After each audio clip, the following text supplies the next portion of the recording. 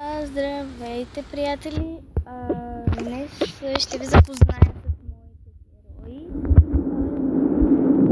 Тук вижте двора ми, къщата, тук е хола, кухнята. Цветето малко размести. Ще ви заведа към втория етаж сега. И след това ще ви запозная с героите.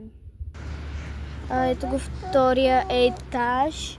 Това е банята. Това е стаята на малката сестра, която е на 15 години. После ще ви кажа години всичко.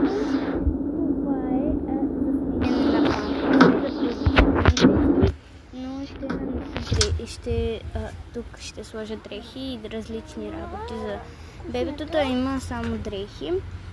Тук е стаята на родителите, бебето спи. Те са наместили сега.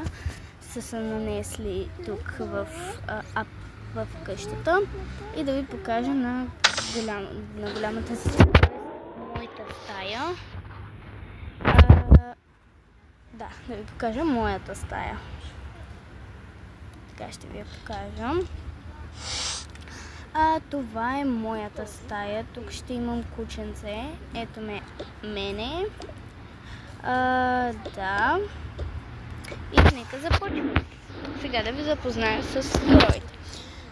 Това съм аз и съм на 16 години. Казвам се.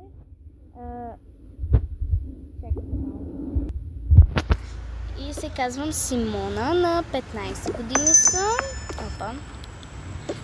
Тоест не на 16. Дата ми е на 15.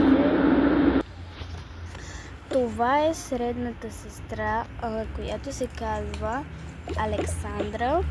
Да. Това е малкият ни брат, който се казва Сами. Сега ще ви запозная с майката и бащата. Това са майката и бащата. Майката се казва Криси, а бащата се казва Алек и Криси.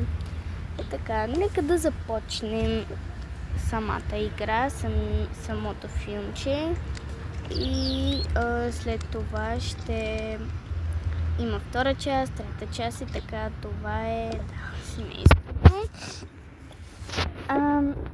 Аз ще излизам с малкия, той е горе при момичетата или само при Александра, ще видя.